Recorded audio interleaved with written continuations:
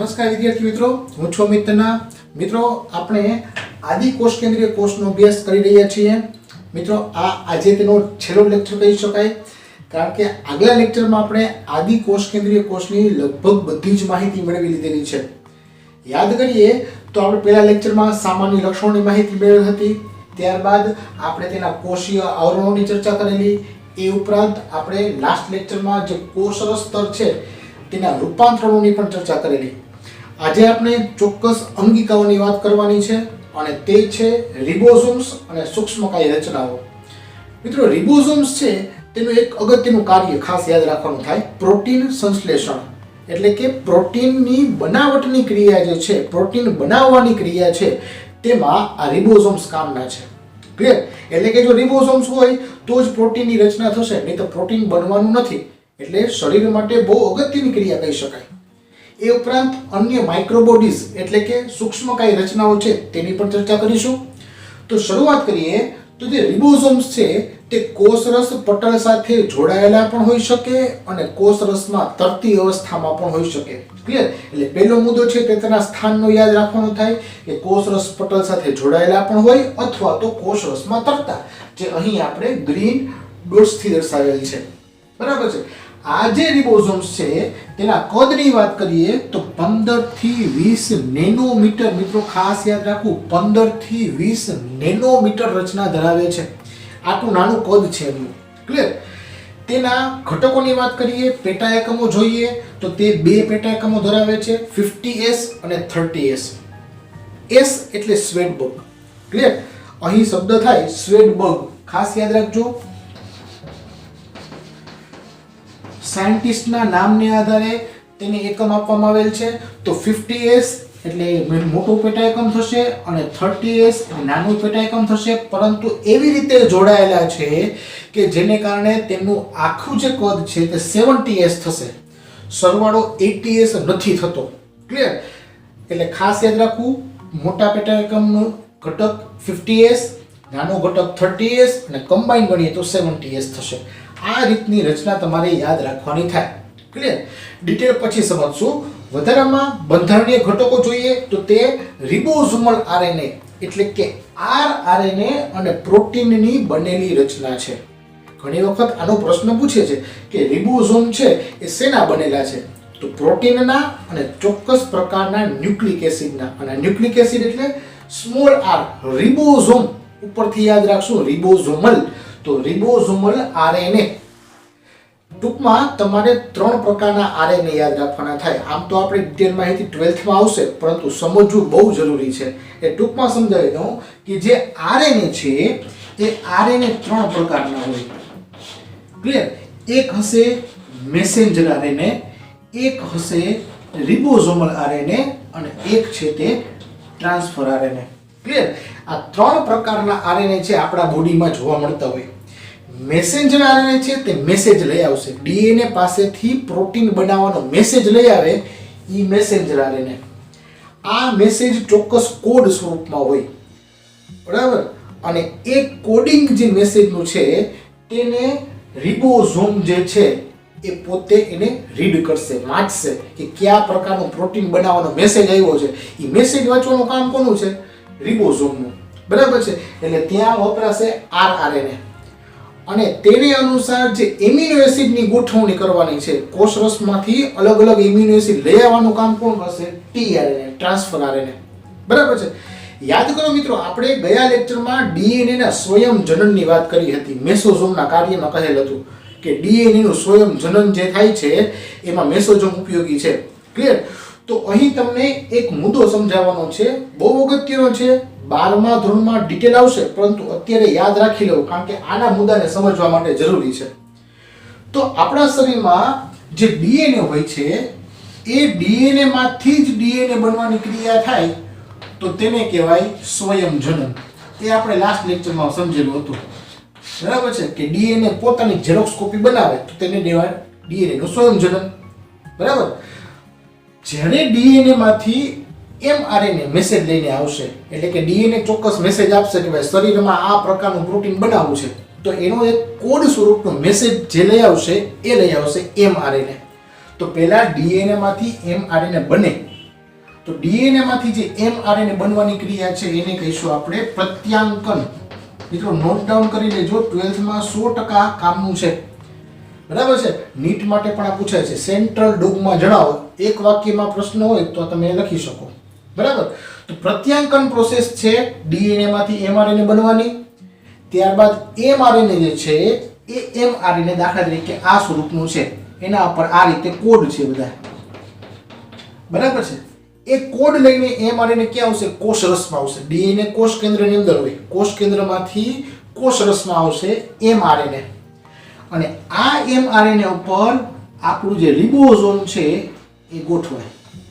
આ રિબોઝોમ ત્યાં ગોઠવાશે. બરાબર છે. અને તેને આધારે જે આ કોડ છે એ કોડને રીડ કરશે, વાંચશે. કોણ? રિબોઝોમ. અને કોષ રસમાંથી અલગ અલગ એમિનો એસિડને લઈ આવશે ટીઆરએનએ. એટલે સૌપ્રથમ એમઆરએનએ આવ્યું, એના પર રિબોઝોમ ગોઠવાય અને ટીઆરએનએ એમિનો એસિડને લઈ આવી. આના અનુસાર આમાંથી પ્રોટીન બનાવે. બરાબર. તો પ્રોટીન બનાવવાની જે ક્રિયા થઈ, એમઆરએનએ માંથી પ્રોટીન બનાવવાની ક્રિયા, આ કોડને ઓળખવાની ક્રિયા, એને કહીશું આપણે ભાષાંતર. બરાબર. તો આ ભાષાંતર થશે, કોડ છે ને ડીકોડ કરવામાં આવશે અને તેને આધારે એ કોડ છે તેના આધારે પ્રોટીન બનશે. તો ડીએનએ માંથી પ્રોટીન બનવાની આખી પ્રોસેસ એને કહીશું આપણે સેન્ટ્રલ ડોગમા.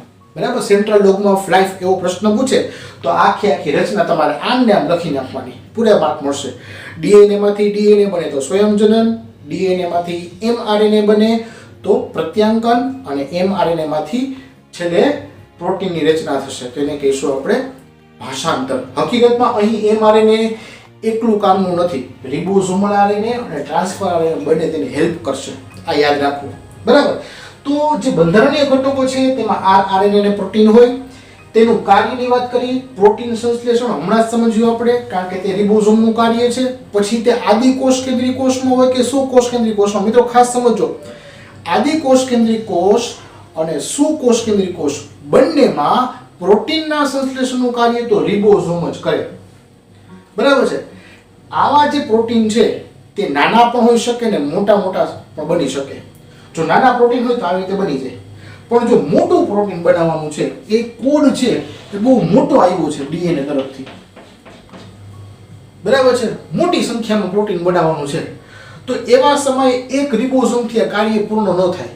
તો એવા સમયે એક કરતા વધારે રિબોઝોમ છે એ આવા વચ્ચેના સ્થાને ગોઠવાશે અને આગળ વધતા જાય અને પ્રોટીનના ટુકડા બનાવતા જાય. આવી રીતે. બરાબર છે. તો આ જે પ્રોસેસ થઈ એમાં એક કરતા વધારે રિબોઝોમ વપરાણા. તો એક કરતા વધારે એટલે શબ્દ થશે પોલી રિબોઝોમ. એક કરતા વધારે રિબોઝોમની ઉપયોગમાં લેવાના એટલે પોલીરિબોઝોમ અથવા તો પોલીઝોમ્સ કહેવાય. પોલીરિબોઝોમ્સ અથવા તો પોલીઝોમ્સ. આ શબ્દ યાદ રાખો. પ્રોટીન સંશ્લેષણની ક્રિયામાં એક કરતા વધારે રિબોઝોમનો ઉપયોગ થાય તો તેને પોલીરિબોઝોમ્સ અથવા તો પોલીઝોમ્સ કહેવાય. આ વાક્ય ખાસ નોટ ડાઉન કરી લેવું. ક્લિયર? તો આ વાત થઈ રિબોઝોમની. હવે વાત કરવાની છે માઇક્રોબોડીઝની, એટલે કે સૂક્ષ્મકાય રચનાઓની. ટૂંકમાં આની અંદર એવી નાની રચનાઓ રહેલી હોય છે જે પટલવિહીન રચના જ છે. પટલમય રચના તો નથી જ, પણ એવી પટલવિહીન રચના કે જ્યાં કોઈ ઘટકો ચોક્કસ દ્રવ્યોનો ગઠ્ઠો કે ગ્રુપ છે. દાખલા તરીકે કોઈ દ્રવ્યો એવા છે જે કોષ માટે બહુ કામના છે, પરંતુ એ દ્રવ્યો છે એ છૂટાછવાયા રખડતા ભટકતા નથી રહેતા. કોષ રસમાં તરતા હોય છે પણ ગ્રુપમાં રહીને. દાખલા તરીકે કોઈ દ્રવ્ય છે એનું અહીં ગ્રુપ જોડાઈને પડ્યું હોય, એક જગ્યાએ ભેગું થાય. બરાબર છે.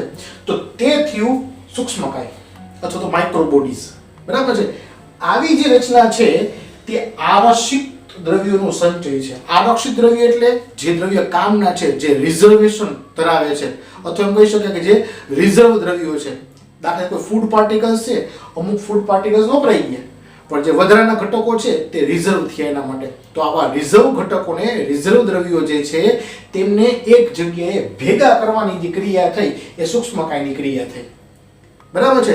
તો સૂક્ષ્મકાય એટલે કે આરક્ષિત દ્રવ્યોનું સંચય સ્થાન છે એમ કહેવાય. પ્રશ્ન પૂછે આદિ કોષ કેન્દ્રીય કોષમાં આરક્ષિત દ્રવ્યોનું સંચય સ્થાન એટલે તો સૂક્ષ્મકાય રચનાઓ પટલ વિહીની રચના છે અને કોષ રસમાં તરતી રચના છે. કોષ રસમાં તરતી રહેતી હોય, જ્યારે દ્રવ્યની જરૂર પડે કોષને ત્યારે એમાંથી દ્રવ્ય લઈ લેશે.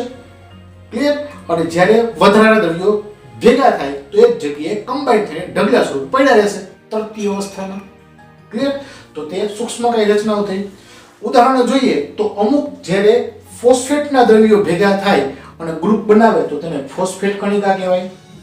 અમુક સમયે કાર્બોદિત દ્રવ્યો ભેગા થાય ગ્લાયકોજન ખોરાકનો સંગ્રહ કરે તો તેને શું કહીશું? ગ્લાયકોજન કણિકા કહીશું.